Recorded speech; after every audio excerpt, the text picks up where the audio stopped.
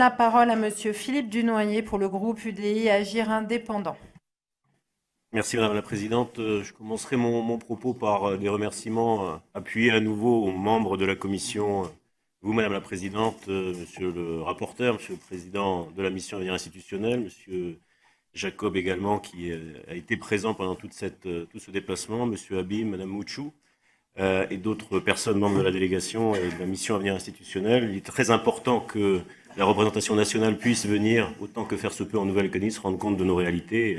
Elles ont été fort bien expliquées et résumées ou synthétisées, pour autant qu'on puisse synthétiser une histoire aussi riche, bien que courte à l'échelle du temps, que celle de notre territoire. Aujourd'hui, je vais centrer mon propos sur le projet de loi organique qui nous est présenté pour rappeler d'abord que la consultation référendaire, à laquelle nous serons appelés sur ce territoire le 4 novembre prochain, est prévue par l'accord de Nouméa, a une valeur constitutionnelle. Elle trouve son origine à l'article 77 de la Constitution qui précise, et je vais le citer, que la loi organique détermine les conditions dans lesquelles les populations intéressées de la Nouvelle-Calédonie seront amenées à se prononcer sur l'accession à la pleine souveraineté. Et donc, ni plus ni moins qu'un principe de valeur constitutionnelle dont nous parlons aujourd'hui, dont nous devons aujourd'hui fixer les dernières modalités. Le projet, donc, aujourd'hui intervient, et il intervient après, ça a été rappelé, une unanimité exprimée lors du dernier comité des signataires, du 2 novembre dernier, le 16e comité qui a prévu, en tout cas s'est mis d'accord pour faire en sorte que cette consultation aboutisse à un résultat, et tout l'objectif est là, dont la légitimité et la sincérité ne doivent pas pouvoir être remises en cause. Plusieurs orateurs l'ont déjà indiqué, j'insiste là-dessus, en soi seul, bien sûr, le référendum, la consultation ne suffit pas. Nos enjeux sont supérieurs, nous devons continuer, poursuivre des discussions parfois délicates, c'est le cas en ce moment, entre forces politiques pour parler de l'après-accord de Nouméa. Mais si nous ne parvenons pas à garantir ou à assurer que le scrutin aboutira à un résultat incontestable, nous aurons avec certitude une contestation de son contenu, de sa portée, de sa légitimité et une impossibilité à construire l'après-accord de Nouméa. Je rappelle également qu'en 3 ans, c'est pour la seconde fois que le législateur est appelé à s'interroger sur cette question fondamentale du corps électoral et sur les conditions d'organisation de la consultation référendaire. En effet, la loi du 5 août 2015 était déjà intervenue afin de créer une possibilité d'inscription d'office sur les listes électorales référendaires pour plusieurs catégories d'électeurs. Ceux qui étaient admis à participer à la consultation du 8 novembre 1998, ceux qui, nés en Calédonie, étaient présumés détenir le centre de leurs intérêts matériels et moraux parce qu'ils étaient inscrits sur les listes provinciales, ou bien les électeurs relevant du statut civil coutumier. Pour l'information de la Commission, grâce à cette première loi, aujourd'hui, 158 000 électeurs sont inscrits sur les listes électorales référendaires, dont 153 000 ont bénéficié de cette procédure d'inscription d'office. Évidemment, dans ces 158 000, on trouve des personnes des deux statuts, ça a été rappelé, statut coutumier ou statut de droit commun, qui font une des spécificités de la Nouvelle-Calédonie. Mais il reste encore, et ça a fait l'objet des discussions des partenaires de l'accord de Nouméa, plusieurs milliers de personnes qui, nées en Calédonie, ne figurent pas encore sur cette liste. À ce jour, d'après les estimations qui ont été faites par les services de l'État en Nouvelle-Calédonie, ce sont 10 900 natifs, 7 000 de statut coutumier et 3 900 de droit commun qui ne sont pas inscrits sur la liste référendaire parce qu'ils ne sont pas inscrits sur la liste électorale générale. Et la liste électorale générale est la condition chapeau prévue par la loi organique pour être inscrit sur la liste référendaire.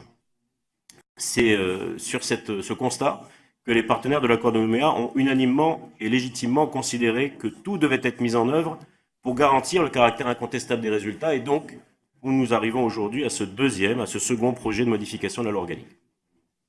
L'objectif est ainsi de permettre au plus grand nombre de personnes qui remplissent les conditions voulues par les signataires de l'accord de Nouméa de participer effectivement à la consultation de 2018 sur l'accession à la pleine souveraineté.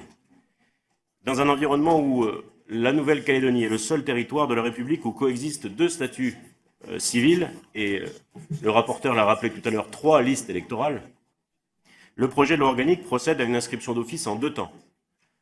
La première inscription vise la mise en place d'une procédure exceptionnelle d'inscription d'office sur la liste générale, et l'autre crée un cas supplémentaire d'inscription d'office sur la liste électorale référendaire. Je précise, c'est très important, qu'il ne s'agit pas de rajouter une nouvelle catégorie d'électeurs, susceptibles de participer au référendum, mais seulement une nouvelle procédure d'inscription d'office. Donc ces deux premiers articles, le rapporteur l'a indiqué également, explicitent les procédures d'inscription d'office sur la liste générale et la liste référendaire, en assurant un traitement égalitaire à l'inscription potentielle de tous les natifs. Et je l'indique à la Commission, c'était également une condition issue de l'accord politique trouvé au dernier comité des signataires. Les autres dispositions du projet de loi organique recueillent également l'unanimité des responsables politiques. Une unanimité qui est, en Nouvelle-Calédonie comme ailleurs, plutôt rare à trouver, et donc qu'il faut choyer et protéger, avec plusieurs dispositifs sur lesquels je reviens rapidement. Tout d'abord, faciliter l'exercice effectif du droit de vote des électeurs des îles. Le rapporteur l'a indiqué, mais notre double insularité implique des coûts de transport importants pour les électeurs originaires des îles Loyauté qui vivent sur la Grande Terre, mais qui demeurent majoritairement inscrits et doivent se déplacer donc aux îles pour voter.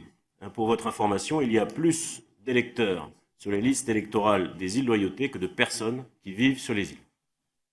De ce fait, le recours au vote par procuration est massif dans les îles et peut atteindre jusqu'à 37% des suffrages dans certains scrutins.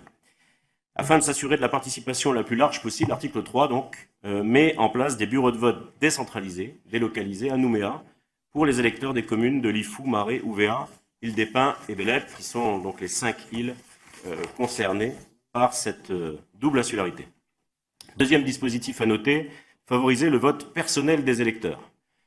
C'est l'article 4 qui encadre le recours au vote par procuration en exigeant la production de justificatifs dûment établis en lieu et place d'une simple déclaration sur l'honneur. Et je rappelle qu'à cet égard, le Congrès de la Nouvelle-Calédonie, le 23 novembre 2017, a considéré que les modalités actuelles du droit de vote par procuration n'étaient pas adaptées à l'enjeu du scrutin qui impose de n'y recourir à la procuration qu'exceptionnellement. Et c'est sur la base donc de cette volonté, là aussi unanime des élus du Congrès, que, après la création des bureaux de vote décentralisés, des modalités plus restrictives de l'usage des procurations est encadrée par cet article 4.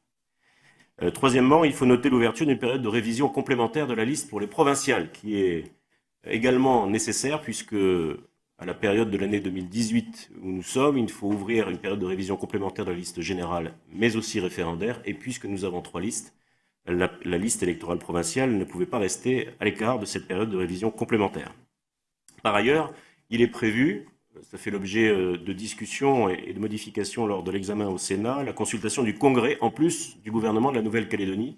Ça n'est pas un artifice ou une coquetterie, mais bien une volonté là aussi unanimement exprimée, que le Congrès, qui est l'institution calédonienne qui s'est penchée sur ces questions depuis l'origine, puisse être consulté. Le gouvernement étant, c'est une autre spécificité de notre territoire, composé à la proportionnelle des groupes politiques du Congrès. Et étant son émanation, le Congrès est tout aussi légitime que le gouvernement à être consulté. Et enfin, une disposition sur laquelle je reviens, puisqu'elle a été voulue à l'issue de discussions récentes, la répartition du temps d'antenne équitablement entre forces politiques indépendantistes et non indépendantistes, même si le rapport entre les élus de deux camps n'est pas égal. Il y a 29 élus non indépendantistes sur 54. Là aussi, à l'unanimité, il a été choisi, ou proposé en tout cas, que les temps d'antenne et d'expression durant la campagne soient équitablement répartis. Donc ces dispositions qui ont été adoptées au Sénat répondent en tout point aux attentes exprimées par les formations politiques de Nouvelle-Calédonie. Et le projet que nous examinons dans le cadre d'une procédure accélérée, je le rappelle, à 9 mois de la consultation, présente un caractère d'urgence puisqu'il doit encore faire l'objet de 5 ou 6 décrets d'application pour pouvoir être mis en œuvre. Je recommande donc, à l'instar du rapporteur et de mes collègues qui se sont exprimés jusqu'à présent, son adoption en l'état.